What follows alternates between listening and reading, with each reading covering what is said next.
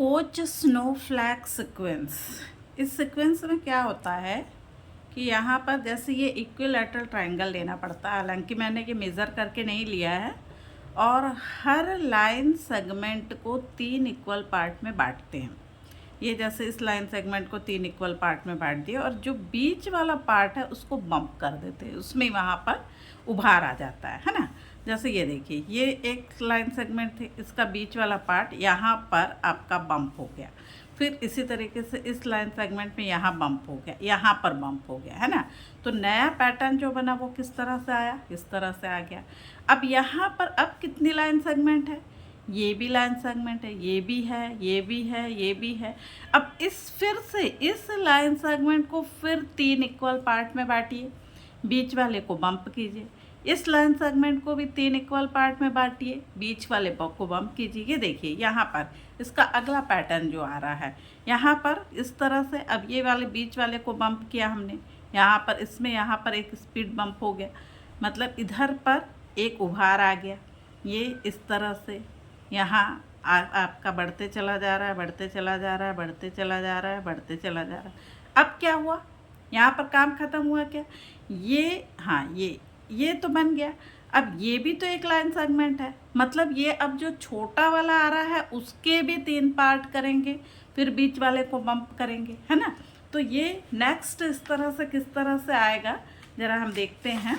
यहाँ पर जैसे मैंने ये वाला दूसरा थोड़ा सा इसको बड़ा करके बताया, यहाँ पर इसको बम्प किया तो यहाँ आ गया, इसको बम्प किया तो यहाँ आया, इसको बम्प किया यहाँ आया। ये बीच वाले पार्ट को मिटा देना है।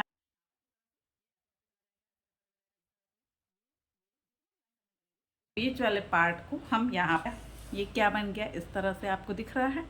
आगे बढ़ते हैं हम इसका। अब यहाँ पर क्या हो गया, ये भी एक लाइन सेगमेंट है, इसको 3 पार्ट में बांटा, ये लाइन सेगमेंट है, इसको भी 3 पार्ट में बांटा, ये लाइन सेगमेंट है, इसको भी 3 पार्ट में बांटिए।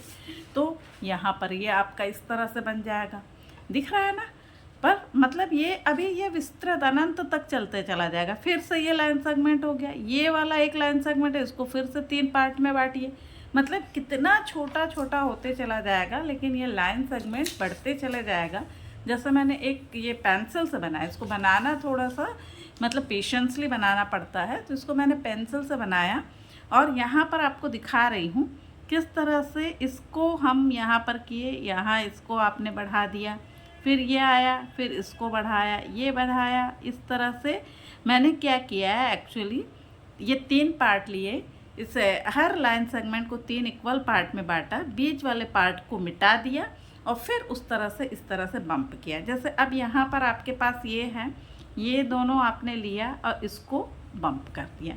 यहाँ पर इसको 3 पार्ट में बांटा, इसको बम्प किए, इसको 3 पार्ट में बांटा, ये वाला बम्प किए, ठीक है।